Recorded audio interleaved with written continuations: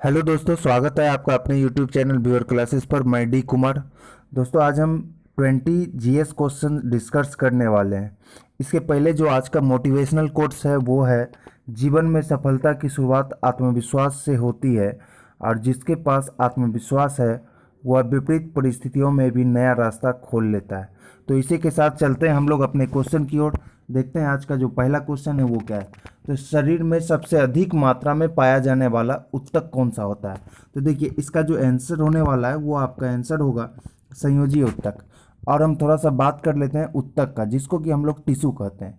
किसी जीव के शरीर में कोशिकाओं के ऐसे समूह को कहा जाता है जिनकी उत्पत्ति एक समान हो और वे एक विशेष कार्य करती हो।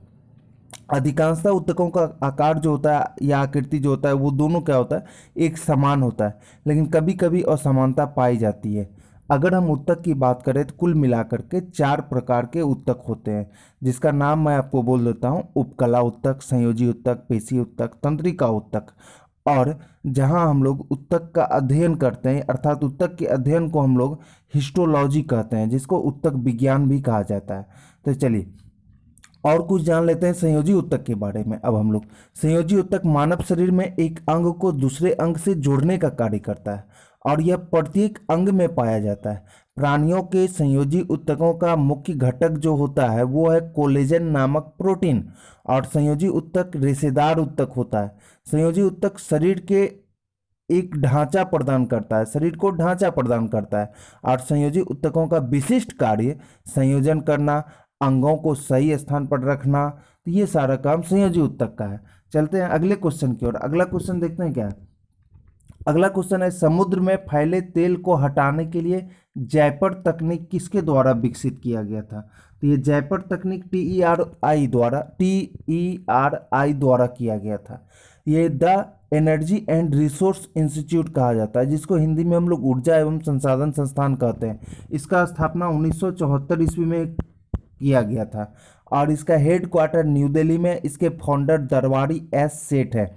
अगर हम इसकी बात करते हैं तो इसका जो निर्माण किया गया था, मतलब ऐसा जो प्रयोग किया गया था तेल को हटाने के लिए, एक्चुअल में क्या हुआ था कि ये मुंबई की घटना है। और यहाँ पर क्या हुआ था कि 2 प्रकार का जहाज आपस में टकराया था, MSC चित्रा और MV खलीजा, जिसके वजह से क्या हुआ कि उस पानी वाले क्षेत्रों में काफ़ी तेलीय समूह आ गए थे।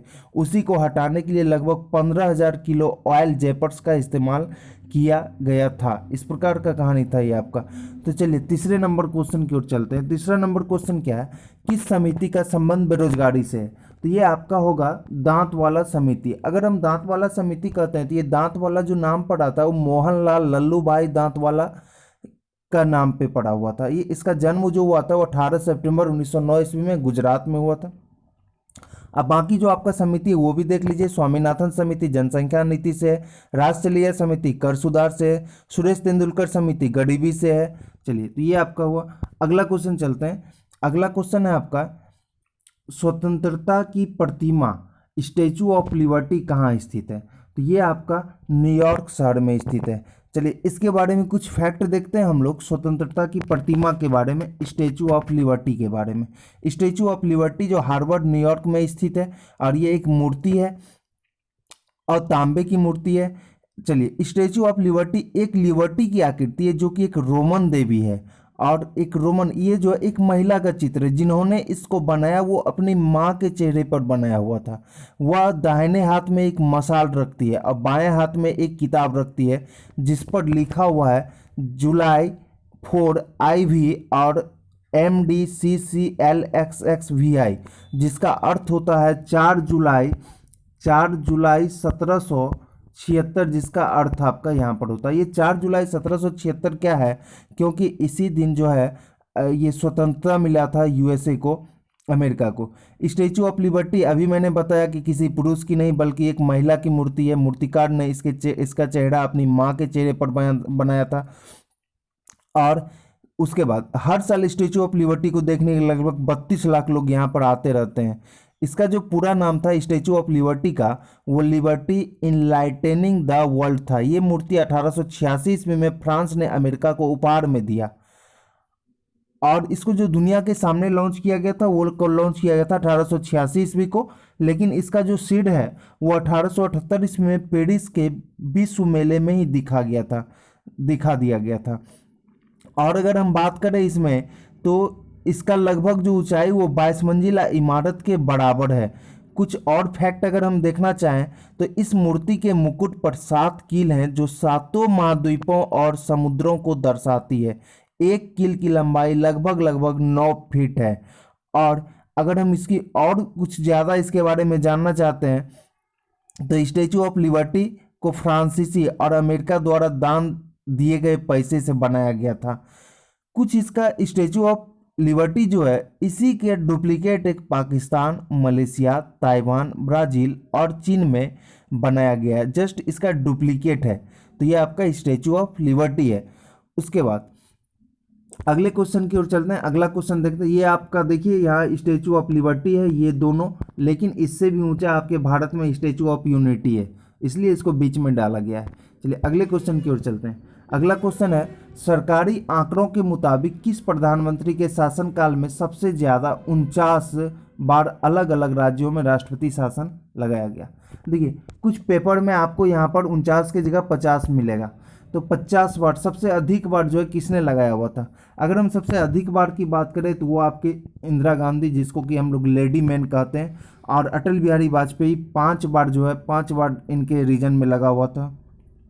और तो इस तरह से जो है आपका जो है सबसे अधिक इंदिरा गांधी के समय। थोड़ा सा इंदिरा गांधी के बारे में भी जान लेते हैं। अगर इंदिरा गांधी की बात करें तो इंदिरा गांधी का जो उपनाम है वो नेहरू है, लेकिन इसका वास्तविक नाम इंदिरा प्रियदर्शनी गांधी, जिनका जन्म 19 नवंबर 1917 ईस्वी को और इनका मृत्यु 31 अक्टूबर 1984 ईस्वी को हुई।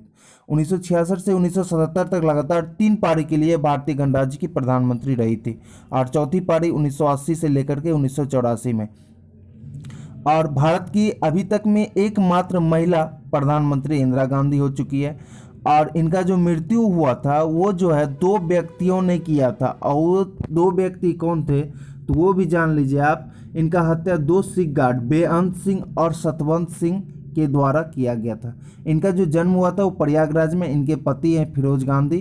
तो इस तरह से आपका ये इंदिरा गांधी का बात हुआ। चलिए अगले क्वेश्चन की ओर चलते हैं। अगला क्वेश्चन है आपका कि भारत की जनगणना 2011 के अनुसार साक्षरता दर क्या थी? तो देखिए इसका जो आंसर होगा वो 74% होगा। इसी में जान लीजिए अगर हम पुरुष की बात करें तो 82.14 और महिला की बात करें तो 65.46% था। चलिए अगले क्वेश्चन की ओर चलते हैं। अगला क्वेश्चन है आपका, निम्न में से कौन सी बीमारी दिल से संबंधित नहीं है?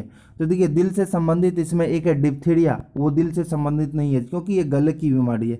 एक इसमें एंजियोरिज्म है। एंजियोरिज्म के बारे में जान लेते हैं कि एंजियोरिज्म क्या है।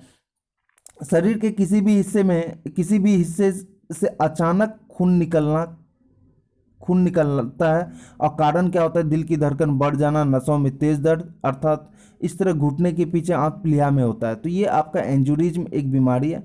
और एक इसमें कार्डियोमायोपैथी, जो दिल की मांसपेशी में जन्म के बाद कभी भी होने वाला या माता पिता से मिलने वाला ये एक वंशानुगत रोग है, जिसके कारण क्या होता है? दिल शरीर को ठीक तरह से खून नहीं पहुंचा पाता है। और इसमें आंसर क्या हो जाएगा? डिप्थीरिया हो जाएगा, जो कि गले की बीमारी से संबंधित है।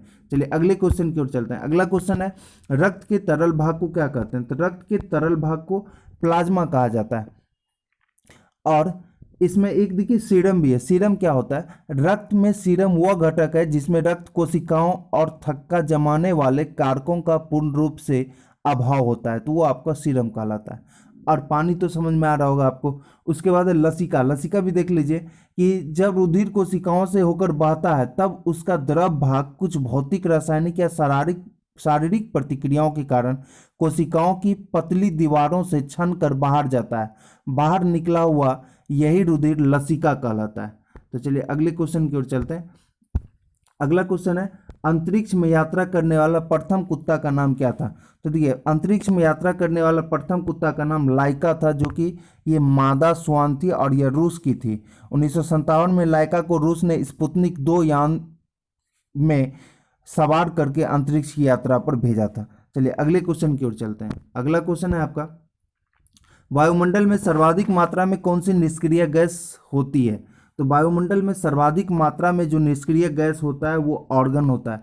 और निष्क्रिय गैस की अगर हम बात करें तो निष्क्रिय गैस के खोजकर्ता थे, अच्छा इसको अक्रिय गैस भी कहते हैं, निष्क्रिय गैस भी कहते हैं, और इसको इनर्ट्स गैस भी कहा जाता है। इसको उन गैसों को कहते हैं निष्क्रिय गैस, साधारणतः रासायनिक अभिक्रिया में भाग नहीं लेती और सदा मुक्त अवस्था में प्राप्त है।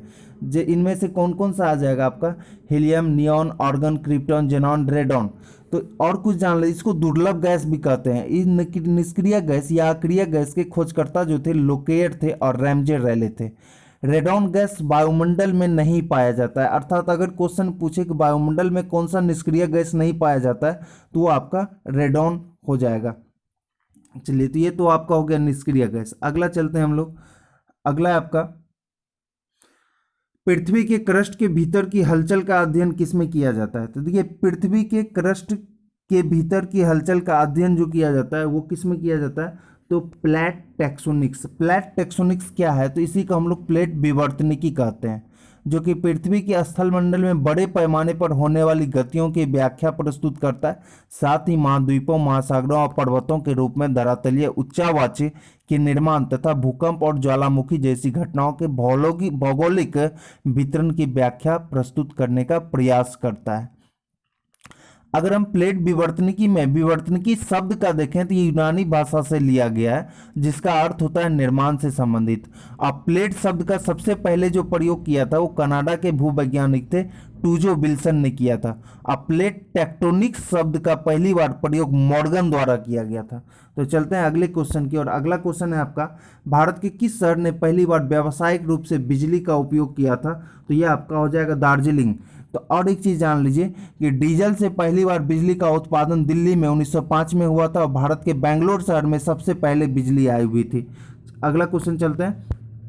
अगला क्वेश्चन है, भारत की सबसे बेशकीमती चाय कहाँ उगाई जाती है। तो भारत की सबसे बेशकीमती चाय जो है वो दार्जिलिंग में उगाई जाती है, तो इसका आंसर दार्जिलिंग हो जाएगा।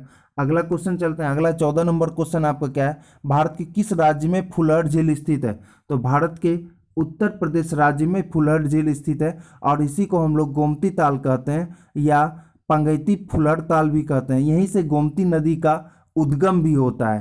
तो ये आपका अगला क्वेश्चन है 15 नंबर, देश का पहला डायनासोर पार्क कहाँ खोला गया था। तो देश का जो पहला डायनासोर पार्क खोला गया था वो आपका गुजरात में खोला गया था। बात करते हैं उस समय की, ये 2009 का कहानी 2019 की कहानी है कि गुजरात के मुख्यमंत्री विजय रूपानी ने भारत के पहले डायनासोर संग्रहालय या जीवाश्म पार्क का उद्घाटन किया था और ये गुजरात के महिसागर जिले के बालासिनोर कस्बे में रयोली गांव में पड़ता है और कहा जाता है संग्रहालय में प्रागैतिहासिक काल की तरह का माहौल तैयार किया गया है, ऐसा कुछ बताया जाता है। तो चलिए अगला क्वेश्चन है आपका, ये देखिए आपका फिगर भी बना हुआ है कि आंसर भी इसमें कुछ डिस्क्रिप्शन में दिया हुआ है यहाँ पर। चलिए अगले क्वेश्चन की ओर चलते हैं। पंजाब के निर्माण में सबसे महत्वपूर्ण नदी है। तो पंजाब के निर्माण में सबसे महत्वपूर्ण नदी कौन सी है, तो सिंधु है। सिंधु का उद्गम स्थल तिब्बत मानसरोवर से निकलती है ये। उसी प्रकार कोसी को भी अगर देखें तो कोसी कहाँ से निकलती है, गोसाई थान नेपाल से निकलती है। और ब्रह्मपुत्रा की बात करें तो ये भी जो है तिब्बत मानसरोवर से, और कृष्णा आपका महाबलेश्वर से निकलती है। चलिए अगले क्वेश्चन की ओर चलते हैं। अंतर्राष्ट्रीय तिथि रेखा होकर गुजरती है। तो अंतर्राष्ट्रीय तिथि रेखा प्रशांत महासागर होकर के गुजरती है। और अगर हम बात अंतर्राष्ट्रीय तिथि रेखा कहते कि तो किसको है, 180 डिग्री देशांतर रेखा को ही अंतर्राष्ट्रीय तिथि रेखा कहते हैं। और देशांतर रेखा किसको कहते हैं, तो उत्तर से दक्षिण की ओर खींची गई रेखा को ही क्या कहते हैं, देशांतर रेखा कहते हैं। और अगर अंतर्राष्ट्रीय तिथि रेखा की बात करें तो ये चुकी सागर, आर्कटिक सागर और बेरिंग स्ट्रेट होते हुए ये गुजरती है। अगला क्वेश्चन है आपका, नारायण सरोवर अभ्यारण्य कहाँ स्थित है। तो नारायण सरोवर अभ्यारण्य जो स्थित है, नारायण सरोवर अभ्यारण्य निम्न में से किसके लिए प्रसिद्ध है। तो ये आपका चिंकारा के लिए प्रसिद्ध है। चलिए इसके बारे में भी जान लेते हैं कि नारायण सरोवर वन्यजीव अभ्यारण्य को नारायण सरोवर अभ्यारण्य या नारायण सरोवर चिंकारा अभ्यारण्य के नाम से भी जाना जाता है। यह अभ्यारण्य जो स्थित है वो आपका गुजरात राज्य के कच्छ जिले में लखपत तालुका में अवस्थित है। इस अभ्यारण्य की मुख्य प्रजाति चिंकारा और भारतीय चिंकारा है। इस अभ्यारण्य का अधिकांश हिस्सा कांटेदार रेगिस्तान में पड़ता है जो झाड़ झंकार वाला है। चलिए तो अगले क्वेश्चन की ओर चलते हैं। अगला क्वेश्चन 19 नंबर देखिए क्या है, पहली जैन परिषद कब और कहाँ आयोजित हुई थी? तो पहली जो जैन परिषद हुई थी वो आपका 300 बीसी पाटलिपुत्रा में आयोजित हुआ था, और वो पाटलिपुत्रा में आयोजित हुआ था। और अभी तक में जैन परिषद जो है इसका दो बार इसका आयोजन हुआ है परिषद का। तो एक बार हुआ था कहाँ, एक बार जो है 512 ईस्वी में हुआ था और एक 300 ईसा पूर्व में हुआ था। तो इसके बारे में भी थोड़ा सा देख लीजिए। यहाँ पर है आपका कि प्रथम जैन सभा जो है जैन संहिता का आयोजन 300, ये यहाँ पर भी ईस्वी लिखा हुआ है, ईसा पूर्व में हुआ था, बीसी में हुआ था। और शासनकाल किसका था? चंद्रगुप्त मौर्य का। स्थान कहाँ? पाटलिपुत्रा में हुआ था। और इसमें हुआ क्या था? तो जैन धर्म के प्रधान भाग 12 अंगों का संपादन हुआ, और इसी में से जैन धर्म श्वेतांबर और दिगंबर में बट गया था। और द्वितीय जैन सभा जो 512 ईस्वी में हुआ था वो वल्लभी में और देवर्षि क्षमाश्रवण की अध्यक्षता में। चलिए अगले क्वेश्चन की ओर चलते हैं। अगला क्वेश्चन है, हरिविजय को किस सम्राट द्वारा जगत गुरु की उपाधि से सम्मानित किया गया था?